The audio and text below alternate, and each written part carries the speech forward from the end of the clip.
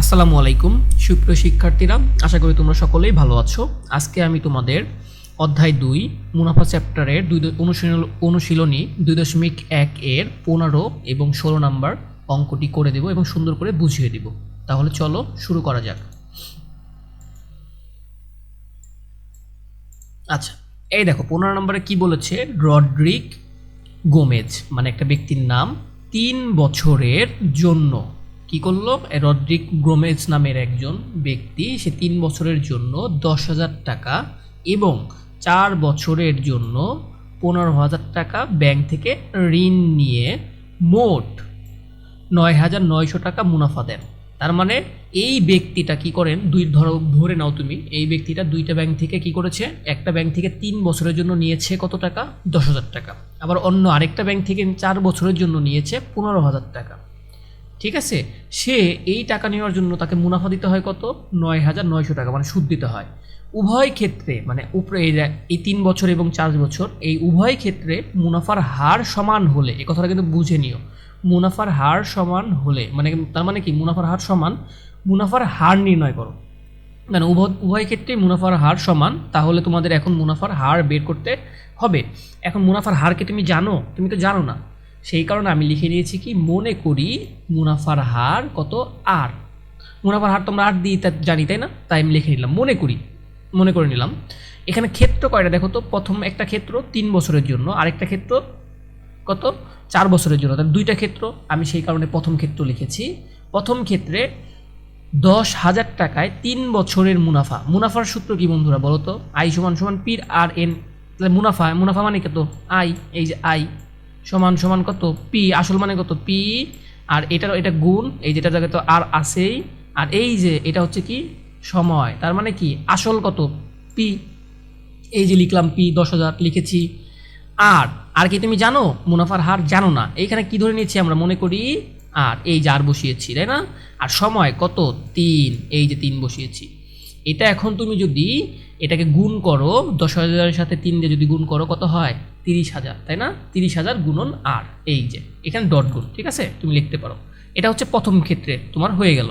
আচ্ছা, প্রথম ক্ষেত্রে যদি হয়ে যায়, সিমিলারভাবে এটাও কি দ্বিতীয় ক্ষেত্র, 15,000 টাকার 4 বছরের মুনাফা, তাহলে কত, এই যে এটাও কি আগের মতোই আই সমান সমান পি আর এন, এই সূত্র তুমি জানো তাই না, এই সূত্র তুমি জানো, আর এইটাই হচ্ছে এন, এই যে কত আসল কত 15, তারপরে মুনাফার হার আর কত সময় 4 বছর, এই যে 4 বছর লিখেছি, ঠিক আছে। তাহলে তোমরা বুঝে গেছো। এখন দেখো তো 15 দিয়ে 4-এর সাথে গুণ করলে কত হয়, 60,000, 15,000-এর সাথে 4 গুণ করলে 60,000 হয়, আর এই যে আর এটা কি আকারে, ডট গুণ আকারে আছে, ঠিক আছে। আচ্ছা, এখন দেখো প্রশ্ন মতে কারণ কি, তুমি বন্ধুরা দেখো তো, এই যে মুনাফা কি 3 বছরের জন্য মুনাফা পেলা কত, 30,000 আর, এবং 4 বছরের জন্য পালা কত, 60,000 আর, এই দুইটা যোগ করলে কত পাবা, কত মুনাফা দিয়েছে, 9,900। সেই কারণে দেখো দুইটার ভিতরেই 9,900। আমার লাগবে কি বন্ধুরা বলো তো, আর বের করতে হবে, কেন, এই যে মুনাফার হার নির্ণয় করো। এই দুইটা মিলে মুনাফা দিয়েছে কত, 9,900 টাকা না, সেই কারণে দেখো তো এই 3,000, 30,000 এবং 60,000 দুইটা যোগ করেছি, সমান সমান কত দিয়েছে বলো তো, এই যে 9,900 টাকা সুদ দিয়েছে বা মুনাফা দিয়েছে তাই না, এই যে লিখলাম। আমার দেখো তখন লাগবে কি, আমার লাগবে হচ্ছে আর মুনাফার হারটা লাগবে, এটা বের করতে হবে দেখো তাই না।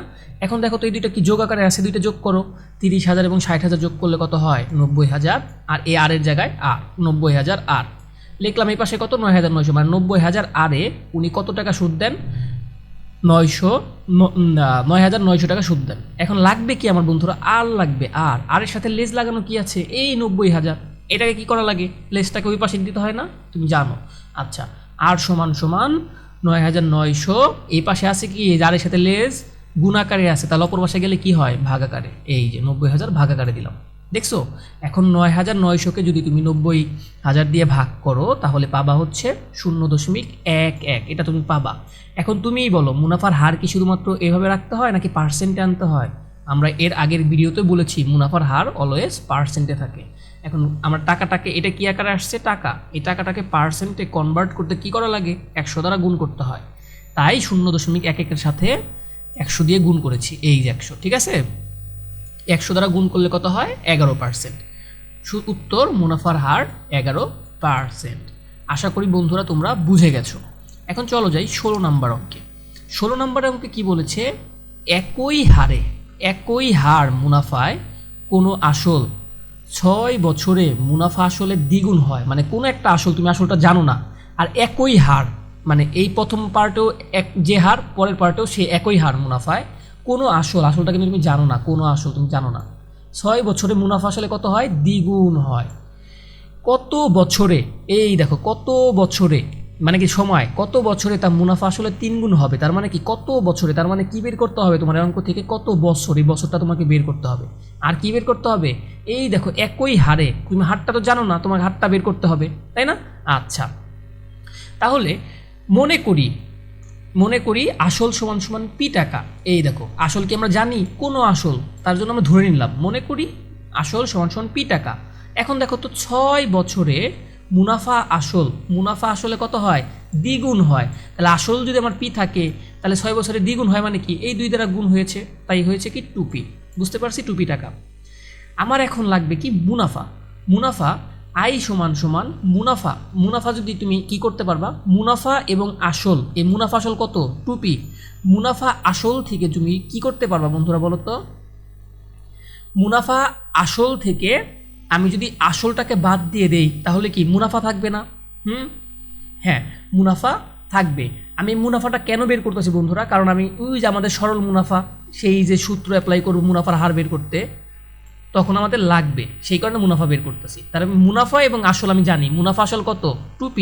মুনাফা আসল থেকে যদি আসল বাদ দিয়ে দেই, মনে করো মুনাফা এবং আসলের টাকাটা একসাথে আছে, সেই একই টাকা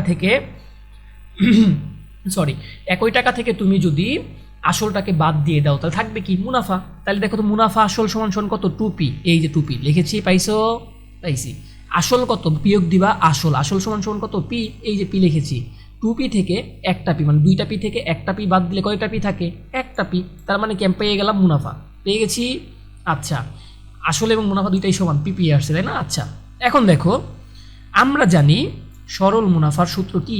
আই সমান সমান PRN। এখন তুমি তো বন্ধুরা বলো তো, এখান থেকে লাগবে কি আমার বের করতে হবে? আমার আর বের করতে হবে, মুনাফার হার। কারণ কি? একই মুনাফা, এইখান থেকে যদি এই মুনাফার হার বের করতে পারি, পরবর্তী পার্টে আমি অ্যাপ্লাই করতে পারবো। ঠিক আছে?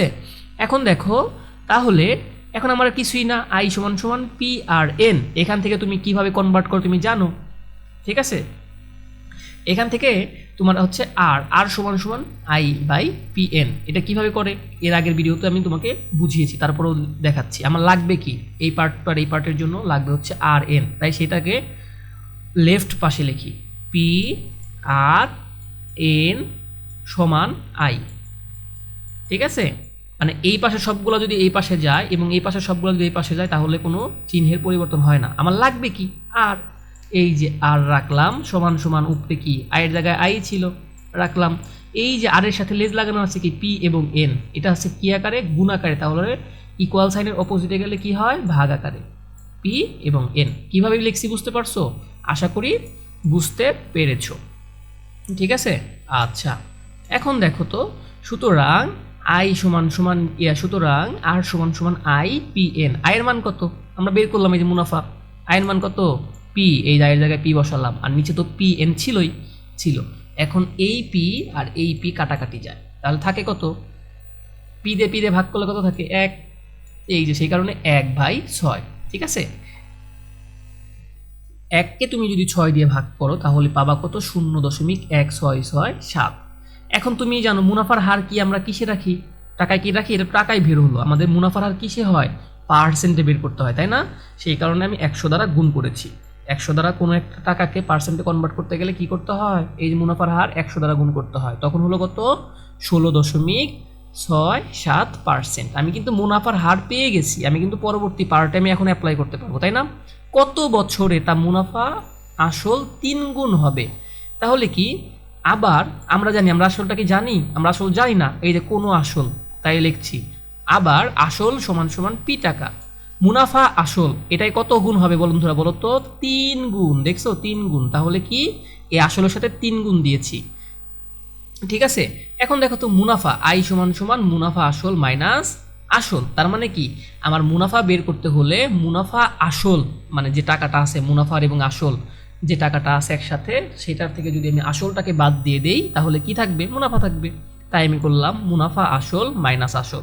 তার মানে কি মুনাফা আসল থেকে যদি আসল বাদ দিয়ে দেই থাকবে কত, আমার শুধুমাত্র মুনাফা।